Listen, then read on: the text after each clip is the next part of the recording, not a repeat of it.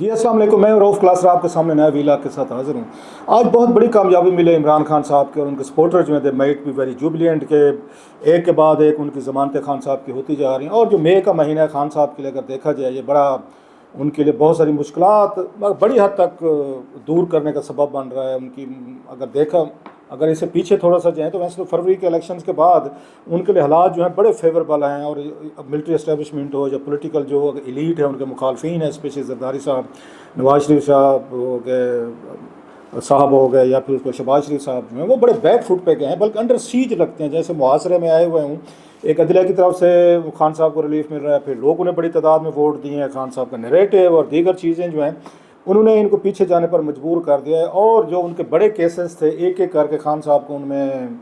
ان کو ریلیف ملنا شروع ہو گیا۔ جو آج والا کیس تھا جس میں ان کی ضمانت منظور ہوئی ہے، یہ بھی بڑا ایک امپورٹنٹ کیس تھا، اور اس میں یہ سمجھا جا رہا تھا کہ خان صاحب کے لیے بہت بڑی ان کے لیے مشکلات ہوں گی، جن میں ان کی ضمانت ان کی قبول کی گئی۔ 190 ملین پاؤنڈ کا جو کیس تھا، جو ملک ریاض صاحب کا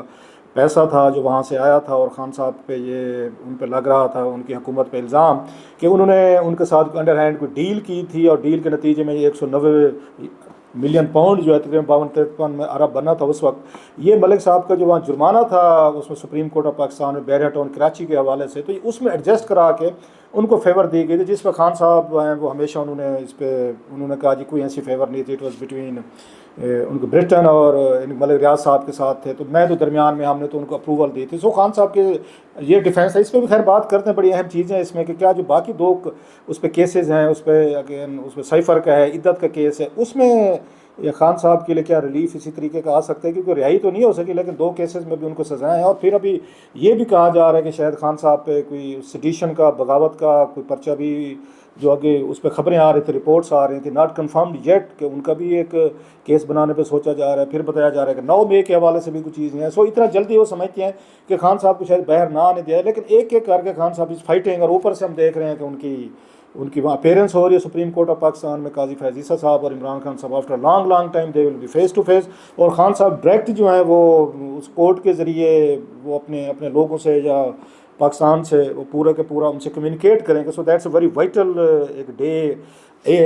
اگین ایز ویل۔ سو اس پہ آتے ہیں، ذرا اس پہ دوبارہ بات کرتا ہوں میں آگے۔ اس کے ساتھ آپ نے دیکھا ہو کہ جڑا ہو جو ہے فیصل واٹر صاحب جو ہیں، آج انہوں نے بڑی دھواں دھار اور سخت قسم کی انہوں نے باتیں کی ہیں، اور جو ٹارگٹ کیا ہے 2 ججز صاحبان کو، اس سے بھی لگتا ہے کہ اسٹیبلشمنٹ جو ہے نا تھوڑی سی اپنی اسٹریٹجی بدلتے ہوئے وہ ججز کے پیچھے دوبارہ جا رہی ہے۔ اس سے پہلے انہوں نے سکسیزفل جو ایک آپریشن کیا تھا، وہ مظاہر نقوی صاحب کو استعفیٰ دینا پڑ گیا تھا، وہ چلے گئے تھے، پھر ہم نے دیکھا جسٹس اعجاز الحسن صاحب تھے، وہ چیف جسٹس ہے فیوچر کے، ان کو جانا پڑ گیا تھا۔ اب اور انہوں نے 2 ججز کو ٹارگٹ پر رکھ لیا کہ 1 بائی 1 جو ہے نا ہم ان کو کرتے ہیں۔ اسپیشلی فیصل واٹر صاحب نے جو باتیں کی ہیں، ایک ان کو جج صاحب کے حوالے سے گمان کا کیا ہے کہ میرا گمان ہے انہوں نے یہ بھی نہیں کیا ہوگا، وہ بھی نہیں کہ بلا بلا بلا، ایک درجن جو باتیں انہوں نے ان میں کی ہیں، تو اس سے تھوڑا سا آپ کو مسٹیریس سا ایک میسج ہے وہ چلا گیا ہے ججز صاحبان کو کہ ادھر فال ان لائن، یا پھر ہمارے پاس یہ مطلب چیزیں ہیں۔ انہوں نے نام تو نہیں بتایا، لیکن انہوں نے ہنٹ ڈراپ کیا کہ جی فلاں سے ملاقات بھی ہوئی، فلاں سے بھی ہوئی، اس سے بھی ہوئی، فلاں پہ ایسے ہوا ویسے ہوا، وہ سن لیا ہوگا آپ نے سارا۔ سو اٹ واز مطلب میسج یہ ڈراپنگ، اور آج کل یہ پہلے ہم دیکھتے تھے کہ شیخ رشید صاحب اس طرح کے میسیجز جو ہیں وہ ڈراپ کرتے تھے پولیٹیشین کے لیے، یا اس سے پہلے جو ہے تو پیر پگاڑا صاحب کرتے، تو آج کے ماڈرن پیر پگاڑا جو ہیں وہ فیصل واٹر صاحب ہیں، افیکٹیولی آرٹیکولیٹ کانفیڈنس کے ساتھ آتے ہیں، اور وہ بیٹھ کے لوگوں پہ باتیں کرتے ہیں، پولیٹیشنز پہ بھی کرتے تھے پہلے، اب وہ انہوں نے ججز صاحبان پہ بھی باتیں کی ہیں، اور بڑا کیئرفل طریقے سے ان کو پتہ ہے کہ آپ نے کتنی بات کہاں تک کرنی ہے، اور بات کر کے آپ نے بچ بھی جانا ہے کہ آپ پہ توہین عدالت اس طرح کی چیزیں نہ لگے۔ لیکن وہ کلیئر تھا کہ سم تھنگ از کوکنگ اپ، اور یہاں اسلام آباد میں یہ باتیں ہونا شروع ہو گئی ہیں کہ کچھ نہ کچھ بڑا جو ہے نا وہ کچھ ہونے والا ہے۔ اب کیا ہونے والا ہے اس پہ بھی تھوڑی سی اس پہ بات کر لیتے ہیں، یہ ساری اس میں چیزیں۔ ساتھ میں ہم نے دیکھا بلاول بھٹو صاحب جو ہیں وہ آج وہ گرجے برسے ہیں، اور بڑی انہوں نے فائری سپیچ کی ہے۔ اب وہ مطلب مجھے وہ بھی یاد ہے جب بلاول بھٹو صاحب پہلی دفعہ آئے تھے پارلیمنٹ میں 2018 میں، تو اس وقت ان کا اتنا زیادہ مطلب ایکسپوئر نہیں تھا، شائنس تھی، اردو بھی وہ شاید وہ پراپر طریقے سے اس طرح نہیں بول سکتے تھے۔ 2-3 لوگوں کو ان کے ساتھ اٹیچ کیا گیا تھا کہ آپ ان کو ٹرین کریں، گروم کریں۔ شہری رحمان صاحب کا نام آیا، اس سے پہلے یہ مرتضیٰ سولنگی صاحب کا نام آیا تھا، پھر بعد میں چلا کہ کچھ لوگوں کو کہا ان کی اردو، ان کی اسپیکنگ پاور ہے اس کو ٹھیک کیا جائے، ووکیبلری ٹھیک کی جائے، اور جو سارا سیناریو ہے ان کو بتایا جائے تاکہ یہ اپنی تقریر اور باتیں کر سکیں۔ تو گریجولی ہی ہیز گریجویٹیڈ کہ اب وہ تقریر کرنے کے لیے آپ ان کو سنیں، جو 3-4 فائر برانڈ ہیں جو بڑے مجمع کو یہ ہولڈ کر سکتے ہیں، تو میرا خیال بلاول بھٹو اسی کیٹیگری میں آ گئے۔ عمران خان صاحب ہیں، وہ مجمع کو ہولڈ کر سکتے ہیں، پارلیمنٹ کو اسپیل باؤنڈ ایک مطلب میسمرائز کر سکتے ہیں اپنی تقریروں سے، اپنی گفتگو سے۔ پھر ہم دیکھتے ہیں کہ خواجہ آصف صاحب ہیں، محمود خان چکزئی صاحب کو اسی کیٹیگری میں رکھا جاتا ہے، اور بڑے ماضی میں تھے لوگ تھے جو اب پارلیمنٹ میں نہیں رہے، پھر کسی وقت اس پہ بات کر لیں گے۔ سو اس وقت جو پارلیمنٹ میں 3-4 فیئر برانڈ ہے جو پورے مجمع کو ہولڈ کر سکتے ہیں، یا وہ ان میں سے ہیں جو اپنی تقریر کے ساتھ اس طرح کی گفتگو کرتے ہیں کہ مخالفین وہاں پہ وہ رولا ڈال دیتے ہیں، وہ اس پہ ان کی تقریروں پہ رولا پڑ جاتا ہے، اور اگر کوئی اپوزیشن کو ممبر ہے وہ تقریر کر رہا ہے تو پھر یہ حکومتی بینچز ہیں وہ رولا ڈال دیں گے کہ ایسی سخت باتیں وہ کرتے ہیں، یا اگر کوئی اس سے یہ حکومت سے کوئی بات کر رہا ہو، تقریر کر رہا ہو، تو یہ اپوزیشن والے جو ہیں وہ رولا ڈال دیتے ہیں۔ جیسے خواجہ آصف کو ہم نے دیکھا، انہوں نے تقریر کی تو ادھر سے وہاں رولا پڑ گیا، ادھر سے اگر عمر ایوب صاحب نے کی تو یہاں رولا پڑ گیا، آج ہم نے دیکھا کہ بلاول نے کی ہے تو وہاں پہ وہ پوری اپوزیشن جو ہے وہ کھڑی ہوگی۔ سو اس طرح کی چیزیں جو ہیں وہ ساری آپ کو لگتا ہے کہ کون سے آپ کے پاس ایسے فائٹر ہیں جو وربل طور پر ایک وار لڑ سکتے ہیں۔ اٹس آل اباؤٹ، مطلب پالیٹکس از آل اباؤٹ ایک وربل وار ہے، وہ ٹھیک ہے ٹیکٹس ہیں، اسٹریٹجیز ہیں، وہ چلاکیاں ہیں، کروک کتنے ہیں، مکار، عیاری کا نام ہم نے سیاست رکھا ہوا ہے، لیکن ساتھ میں آپ کی تقریر، آپ کی گفتگو، لفظوں کا چوائس جو ہے وہ بھی بڑا میٹر کرتے ہیں۔ سو آج کی جو ان کی تقریر تھی بڑے سوالات کھڑے کرتے ہیں، اسپیشلی گندم اسکینڈل پہ، اور میں کہہ بھی رہا تھا پہلے بھی شاید میں نے وی لاگ میں بات کی ہے، میں نے اپنے پروگرام میں بھی بات کی ہے کہ یہ پیپلز پارٹی کیوں خاموش ہے۔ پیپلز پارٹی کسانوں کی جماعت تھی، تو وہ آج جب یہ کسان لٹا گیا ہے، مارا گیا ہے، اور اس کا حشر نشر کر کے دیا ہے، نگران حکومت میں کچھ لوگ جو ہیں ان پہ الزامات لگ رہے ہیں کہ انہوں نے کیسے سارے اس پروسیس کی اپروول دی کہ مئی تک بھی ویسلز آ رہے ہیں، چلو جی میں مان لیتا ہوں آپ نے دسمبر تک الاؤ کر دیں، چلیں بہت بڑی مجبوری ہے، جنوری تک کر رہے ہیں، مارچ میں تو آپ کی سندھ کی فصل آ رہی ہے، آپ نے یہاں پہ اس کو اپریل مئی تک لے کر آئے جس سے پورا بیڑا گھر کو ہے، اور مطلب کسان بیچارہ رول کے رہے گا جس کی 1 سال کی فصل تھی، اور اسی وقت پیپلز پارٹی خاموش تھی۔ تو مطلب پیپلز پارٹی کس کو سپورٹ کر رہی ہے؟ اگر نگرانوں کی حکومت کا،